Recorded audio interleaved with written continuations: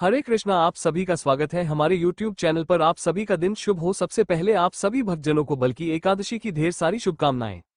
वर्ष 2026 में फाल्गुन मास के शुक्ल पक्ष की एकादशी आमल की एकादशी रंगभरी एकादशी के नाम से जानी जाती है। ये पावन एकादशी शुक्रवार 27 फरवरी 2026 को मनाई जाएगी। इस दिन भगवान विष्णु के साथ आंवले के वृक्ष की विशेष पूजा की जाती है। एकादशी तिथि प्रारंभ हो रहा है 27 फरवरी 2026 12:33 बजे। एकादशी तिथि समाप्त होगा 27 फरवरी 2026 रात 10:32 बजे। व्रत रखने से सुख समृद्धि रोगों से मुक्ति विष्णु कृपा प्राप्त होती है। व्रत पारण समय रहेगा 28 फरवरी 2026 सुबह 6:47 बजे से 9:06 बजे तक। पारण में कैसे करना चाहिए, किस चीज से करना चाहिए?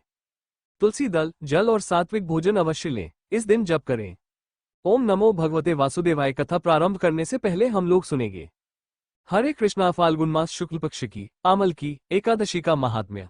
युधिष्ठिर ने कहा, श्री कृष्ण, मैंने विजया एकादशी का महात्म्य, जो महान फल देने वाला है, सुन लिया। अब फाल्गुन शुक्ल पक्ष की एकादशी का नाम और महात्म्य बताने की कृपा कीजिए। भगवान श्री कृष्ण बोले, महाभाग धर्मनंदन, सुनो, तुम्हें इस समय वो प्रसंग सुनाता हूँ जिसे राजा माधाता के पूछने पर महात्मा वशिष्ठ ने कहा था। फाल्गुन शुक्ल पक्ष की एकादशी का नाम आमल की है। इसका पवित्र व्रत विष्णु लोक की प्राप्ति कराने वाला है।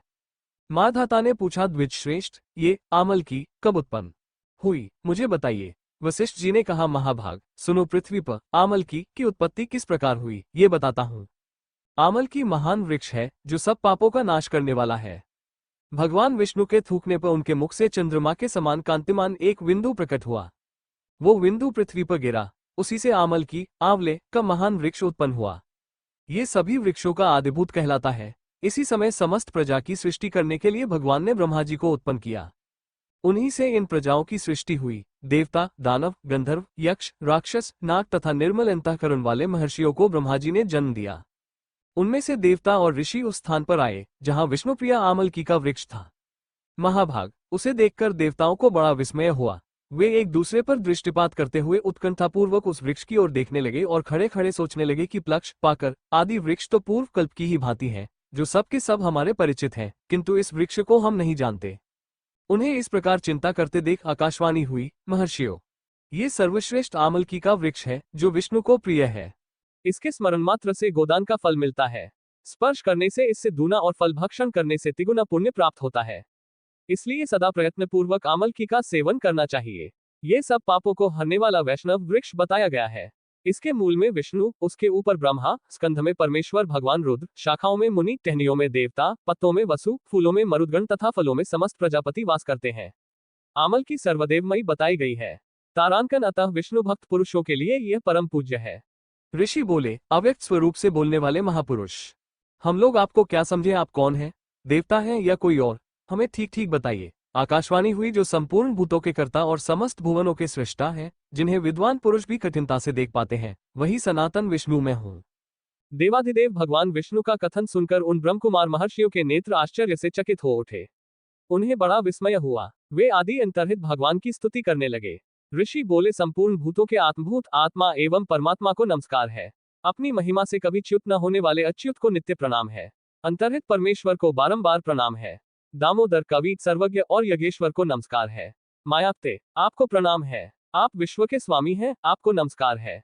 ऋषियों के इस प्रकार स्तुति करने पर भगवान श्रीहरि संतुष्ट हुए और बोले, महर्षियों, तुम्हें कौन सा अभीष्ट वरदान दूं?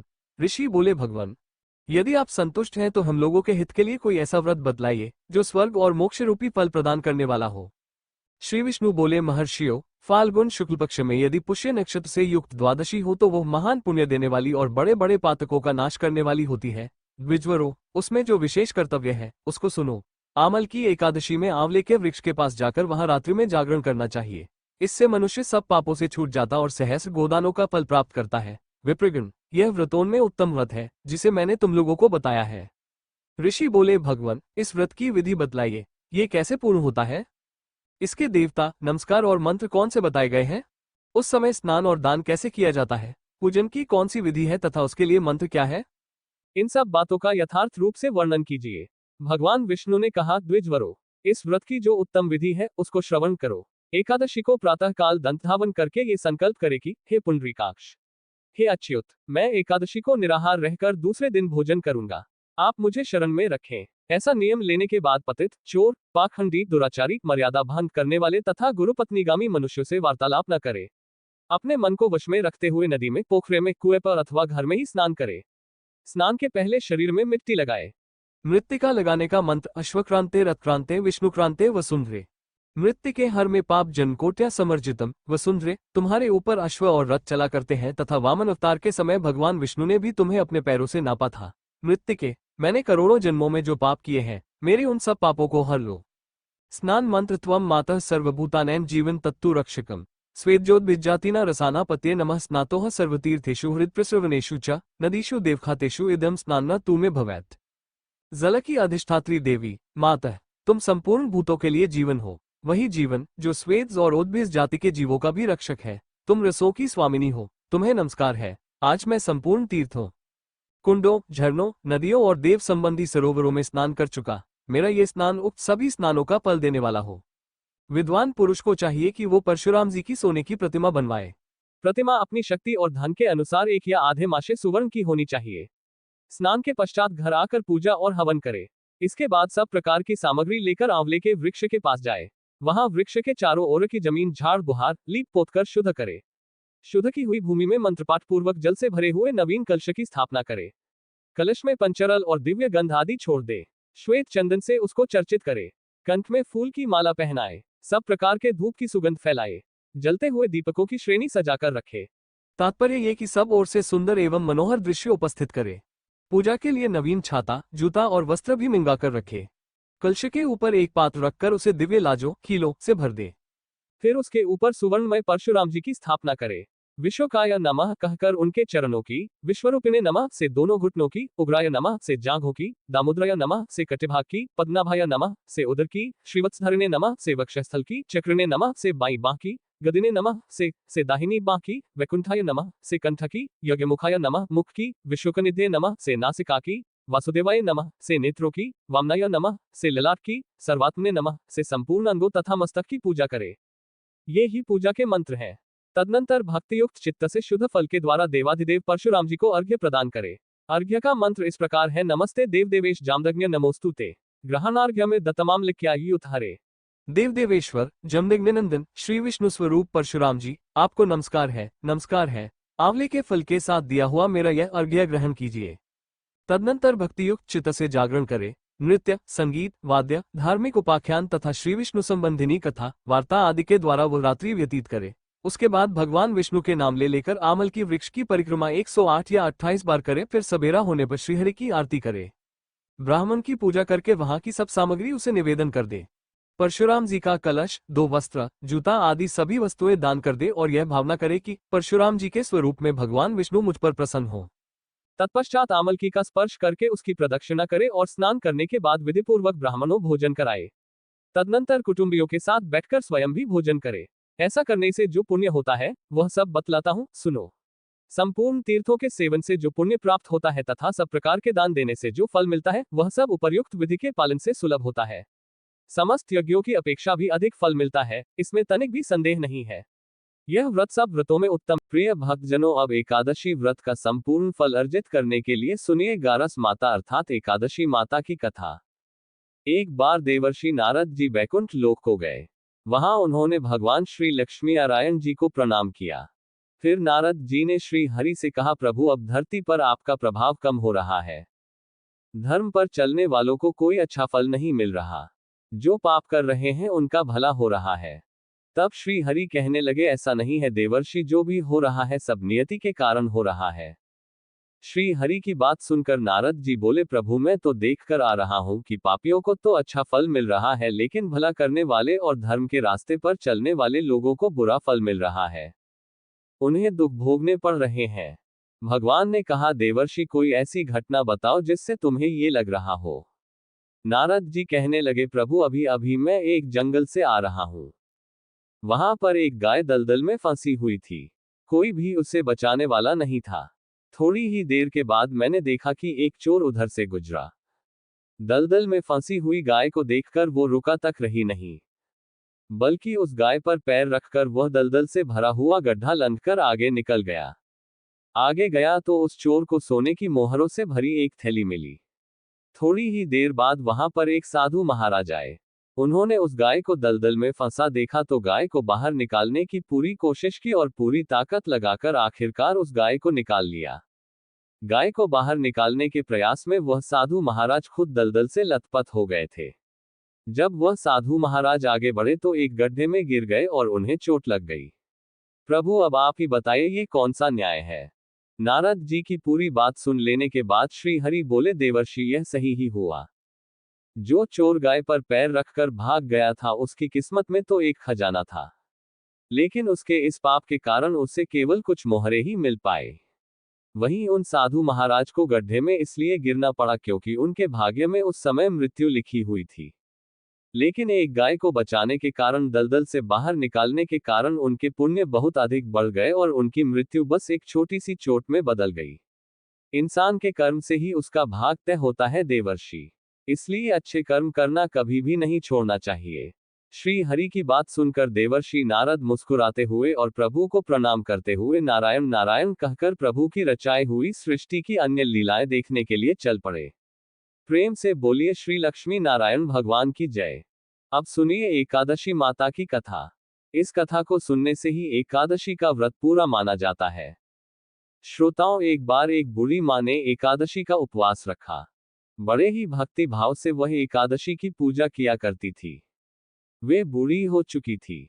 उन्हें वृद्धावस्था में कोई भी ऐसी वस्तु नहीं चाहिए थी जो वे एकादशी का उपवास रखती, क्योंकि एकादशी का उपवास रखने से तो श्री हरि की कृपा से सब कुछ मिल जाता है। वो बूढ़ी माँ तो अपने बच्चों के लिए, अपने परिवार की सुख सुविधा के लिए इतना कठिन व्रत रखती थी। वे दिन भर तो बड़ा कठिन मन करके और अपनी प्यास को किसी तरह से रोकी रही, क्योंकि एकादशी के व्रत में वह जल की एक बूंद भी ग्रहण नहीं करती थी। द्वादशी को ही जल पीकर वह अपने व्रत का पालना किया करती थी।